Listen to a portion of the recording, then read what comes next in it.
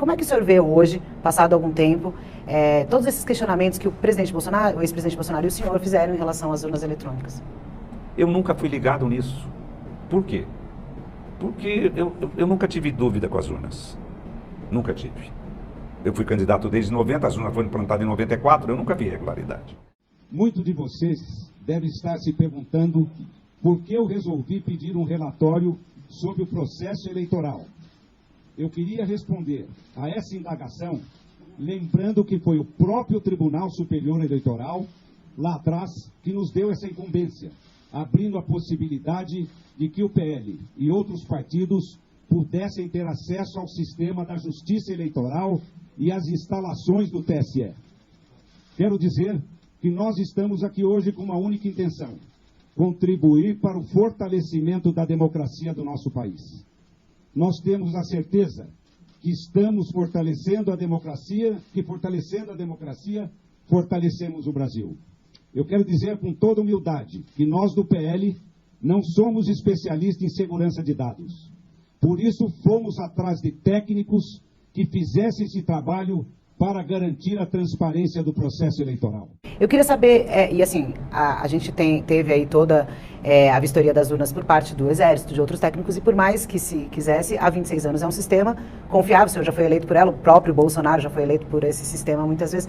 O senhor se arrepende dessa ação, porque talvez dessa ação também, desse comportamento de não aceitar o resultado, tenha estimulado essas pessoas a agirem como agiram no dia 8 de janeiro, enfim? Eu contratei, Bolsonaro tinha falado comigo que queria fiscalizar as urnas. Eu procurei o melhor pessoal que tinha no Brasil, só achamos uma empresa sem fins lucrativos, que era só composto por engenheiros do ITA. Aí nós contratamos esse pessoal. E o TSE sempre foi dirigido por gente séria. Como é que um ministro Gilmar Mendes, um Lewandowski, ia fazer alguma irregularidade? Não faz. Porque se você fizer, tem que envolver meio mundo, você vai saber. Não? Jamais fariam isso. Isso eu sabia. Mas eu fui insistentemente, essa firma queria manter contato comigo, eu não tinha muita paciência com isso, pedia para o nosso presidente lá em São Paulo, para o Tadeu Candelari, atender o pessoal que eu não tinha paciência, ele atendia, aí de repente eles chegam para mim, tem uma irregularidade aqui, aí eu tive que atender. Eu falei, o que é? Tem essas urnas aqui, nós temos que fazer um questionamento para o TSE. Contratei eles, gastei uma nota não pública, recursos próprios de doação. E aí, gastei uma fortuna e não vou tomar providência, eles estão me trazendo, eu contratei eles para quê?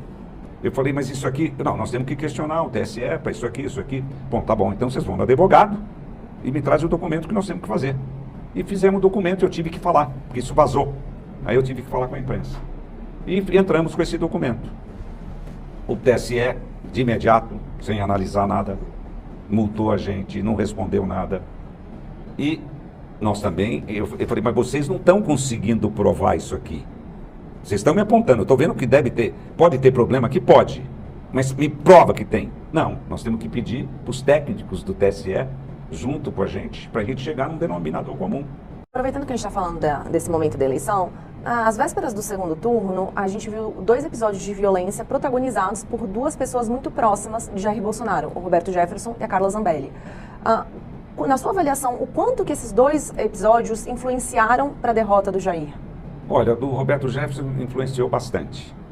Da Carla nós não avaliamos ainda, mas do Roberto Jefferson muito influenciou demais. Por causa da granada. Por granada você não pode comprar em loja de arma. Então, quer dizer, aquilo foi uma surpresa para todo mundo. Aquilo atrapalhou bastante o Bolsonaro. Muito. Eu acho que isso aí atrapalhou bastante. A gente não sabe dizer se isso foi suficiente para dar essa diferença de tantos votos, de 2 milhões de votos. E da Carla também, mas da Carla nós não avaliamos ainda. Quero te dizer uma coisa. O da Carla, os bolsonaristas gostaram. Os radicais. Interessante isso, né? Os radicais gostaram. E quem votou nela foram os radicais. Ela teve uma votação expressiva. Esse pessoal gostou. Não pensa que não gostou. O pessoal radical. Entendeu? Mas não tem uma avaliação disso ainda. Eu pergunto até porque, como o senhor não tem uma relação muito boa com o Roberto Jefferson e a Carla foi um expoente... O Roberto Jefferson está ruim desde o dia que ele operou, lá quando ele era líder ainda, do PTB. Ele operou, ele era líder não, ele era presidente do PTB e operou, ele era muito gordo e ele fez uma operação que tem gente que diz, alguns médicos, que o camarada tem que ter acompanhamento psicológico. Com certeza. E ele não teve. Ele não teve. Ele chegava nas reuniões, falava, nossa, estou com uma manta aqui, já operei 120 pontos, agora tenho que operar de novo. E ele não fez. Tudo junto. Ele, que não era boa pessoa, nunca foi, juntou com o talento que ele tem, porque ele tinha que trabalhar em novela da Globo, porque ele é um artista, ele tem talento. E ele inventou a história do Mensalão, que é uma história que eu preciso de uns 2 programas de vocês para contar. Inventou a história do Mensalão e nós tivemos a infelicidade de cair com o Joaquim Barbosa, que pegou o processo e pôs na gaveta 5 anos e ficou pedindo licença 5 anos para tratamento de saúde. E ficava nos barzinhos aqui à noite em Brasília. Por quê? Porque ele queria julgar a gente quando ele estivesse na presidência do Supremo, que ele ia assumir na data tal. O Mensalão nunca existiu? Hã? O Mensalão nunca existiu? Mensalão? É. Não, o que existiu foi Caixa 2. Nunca existiu Mensalão, nós tínhamos 2 ministérios, dos transportes, dos portos, todos os deputados nossos atendidos, vou pagar o cara para quê? Ele vivia pressionando o Lula com essa história, estão pagando mesada para os deputados. Eu vi ele falando uma vez para o Lula. Por quê? Porque ele não tinha um ministério, porque o Roberto Jefferson era um camarada tão mal visto que o Lula não tinha coragem de dar um ministério para ele, ele só tinha cargo no 3º escalão. E ele queria um ministro, e o Lula não dava para ele. E aí, um camarada do 3º escalão falou que negócio, esse dinheiro é para o Roberto Jefferson, lembra dessa gravação? Aquilo acabou com a vida dele, ele não podia mais sair na rua. Então, mas quando a gente olha a história recente do país, o Mensalão é um momento muito simbólico, muito importante. Muito. E que afetou a sua vida, Muito. a do José Dirceu, a do PT, Muito. a do Lula, a de todo mundo. Essa história, então, foi armada por Roberto Jefferson e Total. os senhores pagaram Total. por isso? O que nós tínhamos era Caixa 2, porque não tínhamos verba do governo. E tinha muita gente que queria doar dinheiro pra gente, mas não queria doar dinheiro para todos os partidos. Então eu te dou, mas eu não vou te dar oficial. Porque se eu der para você oficial, tem que dar para todo mundo. Então nós não deixávamos de pegar o dinheiro. Nós erramos. Tinha Caixa 2. Mas pagar mesada para deputado, todos os deputados atendidos.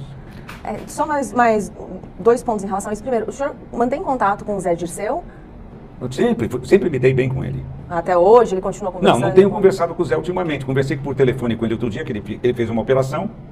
E daí eu liguei para ele para saber se ele estava bem. E eu tive um probleminha outro dia, ele me ligou para saber se eu estava bem.